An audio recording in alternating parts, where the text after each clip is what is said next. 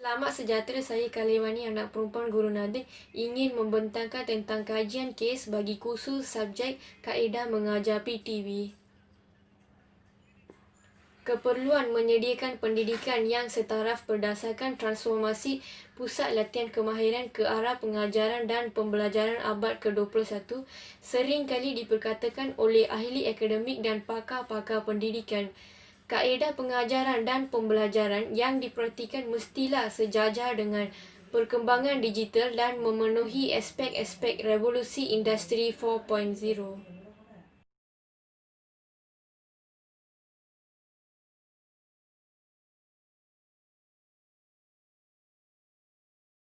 Proses pengajaran yang berkaitan dengan teori dan praktikal memerlukan teknik pengajaran yang berkesan bagi mencapai objektif pembelajaran.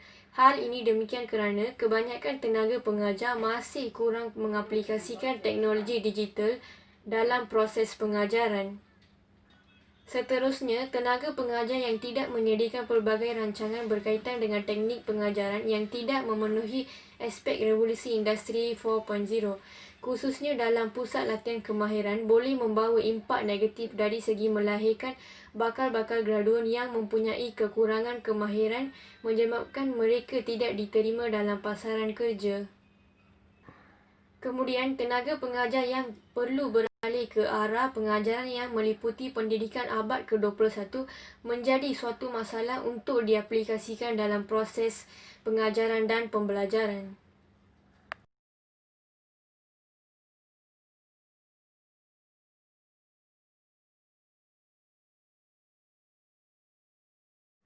Beberapa kekangan dan cabaran yang dihadapi oleh tenaga pengajar untuk mentransformasikan kaedah pengajaran yang lama ke arah perkembangan pendidikan. Kajian ini akan lebih meneliti tentang kaedah pengajaran yang melibatkan teknik pengajaran yang merangkumi aspek penggunaan teknologi digital, pengawalan proses pengajaran dan pembelajaran abad ke-21 dan proses pengajaran yang ke arah revolusi industri 4.0 bagi tenaga pengajar untuk melaksanakan proses pengajaran yang khususnya dalam pusat latihan kemahiran.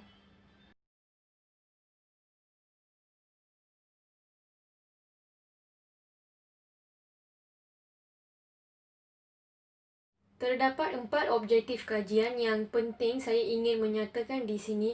Antaranya ialah seperti gambar raja berikut.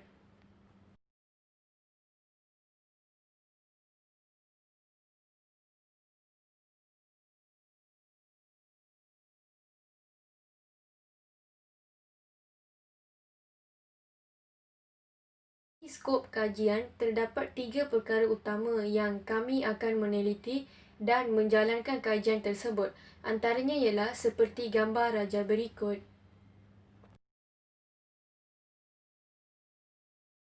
Ta'ala wabarakatuh. Saya Syaza Amira binti Tohari.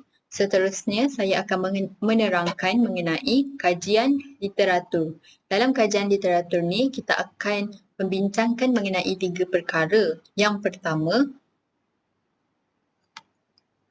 perkembangan teknologi digital. Okey. Teknologi digital ni dah ada lama dalam kehidupan kita. Ia juga dah jadi satu kebiasaan dalam pendidikan. Sebabnya, ia juga menunjukkan kepentingan kepada pelajar-pelajar dan juga pengajar. Oleh itu, terdapat beberapa kelebihan dalam perkembangan teknologi digital. Yang pertama, ia membantu pelajar mengurus dan menyusun aktiviti pembelajaran. Yang ini kita kenali sebagai keeping on track dan juga keep up to date. Sebabnya teknologi digital membenarkan pelajar mengakses nota-nota yang dibuat naik oleh pensyarah. Selain itu, pelajar juga dapat untuk akses penilaian yang diadakan untuk topik-topik tertentu dan juga pelajar dapat mengetahui tarikh akhir penghantaran tugasan atau projek. Contohnya, dekat setiap universiti dalam Malaysia ni akan ada satu portal rasmi universiti. Sebagai contoh, UTM sendiri ada portal rasmi iaitu MyUTM. Dengan ini, pelajar dan pensyarah dapat berhubung secara sinkronus. Yang kedua, Pelajar merasa lebih fleksibel terhadap masa dan tempat untuk belajar. Yang ini kita kenal sebagai istilah on the go, yang mana pelajar dapat siapkan tugasan sama ada di perpustakaan, di bilik kolej atau semasa mereka dalam perjalanan pulang ke kampung dalam kereta atau dalam bas dan juga dalam kereta api. Yang ketiga, keringanan. Keringanan ni berkait rapat dengan sifat teknologi digital itu sendiri. Contohnya, jika seorang pelajar tu mengambil 8 subjek dalam satu semester, pelajar tersebut tak perlu untuk bawa sekurang-kurangnya ataupun minima 8 buah buku sebagai panduan dan rujukan untuk pelajar tersebut. Sebaliknya, pelajar itu hanya perlu ada iPad, notebook, telefon pintar atau laptop yang mana dia boleh muat turun buku rujukan ataupun kita kenal sebagai e-book ke dalam telefon dan perlu menyimpannya di dalam cloud. Dengan ini, ternyatalah teknologi digital ni dapat mengurangkan beban fizikal kerana ia menjadikan beg yang dipikul lebih ringan. Namun, teknologi digital juga mempunyai beberapa kekurangan. Yang pertama, pelajar mengamalkan cara kerja yang pelbagai dalam satu masa. Ini dikenali sebagai multitasking. Okey. Jika seorang pelajar itu mengamalkan multitasking, perhatian ataupun fokus pelajar tersebut berkurangan. Yang ini kerana contoh dalam semasa pelajar menyiapkan assignment kan, pelajar juga terganggu untuk berbalas email, untuk berbalas texting, okey, ataupun pelajar terganggu dengan iklan-iklan semasa melayari internet untuk mencari panduan dan rujukan. Oleh itu, perhatian yang diberikan berkurangan. Hal ini mengakibatkan kualiti hasil akademik lebih kurang dan juga ia mengambil masa yang lebih lama untuk pelajar menyiapkan tugasan. Yang kedua, pelajar terdedah kepada skrin visual kompleks. Okey, apa akibatnya kalau pelajar terdedah dengan skrin visual kompleks ni ialah pelajar mampu untuk mengingat maklumat 10% lebih sedikit. Ada kajian yang membuktikan bahawa pelajar yang belajar dengan menggunakan komputer riba mampu mengingat 10% bahan atau material yang diberikan lebih sedikit dengan berbanding pelajar yang tidak menggunakan komputer riba semasa belajar. Yang ketiga, kekurangannya ialah mengakses internet belum lagi menjadi keistimewaan global.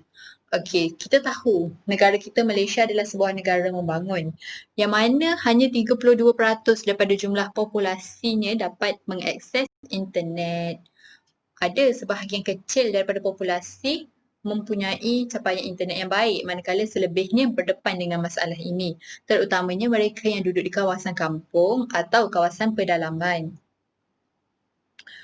Okey. Kita beralih kepada perkara yang kedua, iaitu kemunculan revolusi industri 4.0.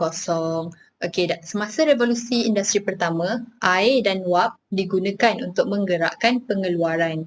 Revolusi industri kedua, tenaga elektrik digunakan untuk membuat pengeluaran secara besar-besaran. Semasa revolusi industri ketiga, elektronik dan teknologi maklumat digunakan untuk mengautomasikan pengeluaran. Revolusi industri keempat pula melangkaui peningkatan revolusi industri ketiga yang mana kemajuan teknologi baru mengaburkan garis antara dunia fizikal, digital dan biologi. Okey, dengan adanya revolusi industri keempat, muncul juga satu istilah iaitu pendidikan 4.0. Okey. Pendidikan 4.0 ni apa? Ianya ialah manusia dan teknologi diselaraskan untuk memungkinkan kemungkinan baru. Menurut FIS 2017, Beliau menjelaskan bahawa visi baru pembelajaran mendorong pelajar untuk belajar, bukan sahaja kemahiran dan pengetahuan yang diperlukan, tetapi juga untuk mengenal pasti sumber untuk mempelajari kemahiran dan pengetahuan ini. Okey. Pembelajaran yang dibina di sekitar pelajar ini adalah berkaitan dengan di mana dan bagaimana mereka belajar dan penjejakan prestasi mereka ini dilakukan melalui penyesuaian berasaskan data.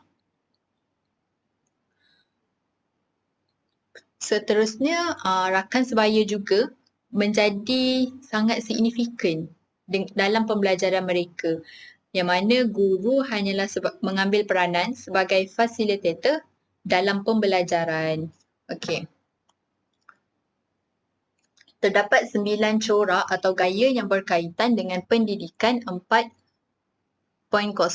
Yang pertama, pembelajaran boleh dilakukan bila-bila masa, di mana sahaja. Alat e-pembelajaran menawarkan peluang yang besar untuk pembelajaran jarak jauh. Okey, terdapat beberapa pendekatan, contohnya flip classroom, yang membolehkan pembelajaran secara interaktif dilakukan di kelas. Sementara bahagian teori dapat dipelajari di luar waktu kelas. Yang kedua, pembelajaran akan diperibadikan untuk setiap pelajar. Yang ini, pelajar diperkenalkan dengan tugas yang lebih sukar hanya setelah tahap penguasaan tertentu dicapai. Oleh itu, lebih banyak amalan akan diberikan sekiranya pengajar melihat keperluan di dalamnya. Yang ketiga, pelajar mempunyai pilihan dalam menentukan bagaimana mereka ingin belajar. Walaupun hasil pembelajaran sesuatu kursus dah ditetapkan, namun pelajar masih bebas untuk pilih alat atau teknik pembelajaran yang mereka sukai. Antara pilihan yang boleh digunakan pakai oleh pensyarah untuk membolehkan pelajar menjadi kreatif adalah sama ada melalui pembelajaran campuran, kelas flip atau pendekatan bawa peranti anda sendiri atau dikenali sebagai bring your own device. Yang keempat, pelajar akan didedahkan dengan pembelajaran berasaskan projek yang lebih banyak. Yang ini, pelajar dikehendaki menggunakan pengetahuan dan kemahiran mereka dalam menyelesaikan beberapa projek dalam jangka masa yang pendek. Yang kelima, pelajar akan didedahkan dengan pembelajaran langsung melalui pengalaman di lapangan seperti latihan industri, projek bimbingan dan projek kolaboratif. Dengan ini, ia memungkinkan pembelajaran domain tertentu dengan berkesan sehingga memberikan lebih banyak ruang untuk memperoleh kemahiran yang melibatkan pengetahuan manusia dan interaksi bersemuka. Yang keenam, pelajar akan didedahkan dengan tafsiran data, yang mana mereka akan diminta untuk menerapkan pengetahuan teori mereka ke nombor dan menggunakan kemahiran penaklukan mereka untuk membuat inference berdasarkan logik dan arah aliran dari kumpulan data yang diberikan. Ketujuh, pelajar akan dinilai secara berbeza dan platform konvensional. Yang ini, pelajar akan dinilai sama ada ia relevan atau tidak. Pengetahuan fakta pelajar dapat dinilai semasa proses pembelajaran, sementara penerapan pengetahuan dapat diuji ketika mereka mengerjakan projek di lapangan. Kelapan, pendapat pelajar akan dipertimbangkan dalam merancang dan mengemaskini kurikulum. Input mereka dapat membantu perancang kurikulum mengekalkan kesegaran kurikulum, terkini dan bermanfaat. Yang terakhir, pelajar akan menjadi lebih berdikari dalam pembelajaran mereka sendiri. Hal ini kerana mereka dapat mengakses apa-apa maklumat, ilmu bila-bila masa sahaja dan guru hanya berperanan sebagai fasilitator dalam membimbing pelajar melalui proses pembelajaran mereka. Perkara ketiga yang kita akan bincangkan ialah pembelajaran abad ke-21, PAK 21. Okey, antara kemahiran abad ke-21 yang merupakan strategi pembelajaran yang paling popular di persekitaran masa kini ialah 4C. Yang mana 4C itu ialah pemikiran kritikal, critical thinking, creativity, kerjasama dan komunikasi. Pemikiran kritikal ialah murid menggunakan pelbagai jenis penakkulan sama ada induktif, deduktif yang sesuai dengan keadaan. Selain itu, murid juga menganalisis bagaimana bahagian keseluruhan berinteraksi antara satu sama lain untuk menghasilkan hasil keseluruhan dalam sistem yang kompleks. Murid juga mentafsirkan maklumat dan membuat kesimpulan berdasarkan analisis terbaik dan kenal pasti dan ajukan soalan penting yang menjelaskan pelbagai sudut pandangan yang mengarah kepada penyelesaian yang lebih baik.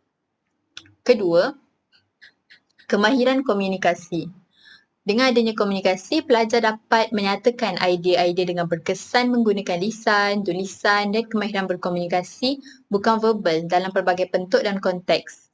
Pelajar juga mendengar dengan berkesan untuk menghuraikan makna termasuk pengetahuan, nilai, sikap dan niat serta menggunakan komunikasi untuk pelbagai tujuan seperti untuk memberitahu, memberi petunjuk, memotivasi dan memujuk. Ketiga, kemahiran kolaborasi. Yang ini, pelajar mampu menunjukkan kemampuan bekerja dengan berkesan dan hormat dengan pasukan yang pelbagai, fleksibel dan bersedia untuk membantu dalam membuat kerjasama yang diperlukan untuk mencapai matlamat bersama, dan pelajar juga berkongsi tanggungjawab bersama untuk kerja berkumpulan serta menghargai sumbangan individu yang dibuat oleh setiap ahli kumpulan. Yang keempat, kreativiti. Kreativiti ialah pelajar mampu menggunakan pelbagai teknik penciptaan idea seperti percambahan fikiran, mengembangkan, melaksanakan dan berkomunikasi idea baru kepada orang lain dengan berkesan dan bersikap terbuka dan penerimaan terhadap perspektif yang baharu dan pelbagai di mana ianya menggabungkan input kumpulan dan maklum balas ke dalam karya.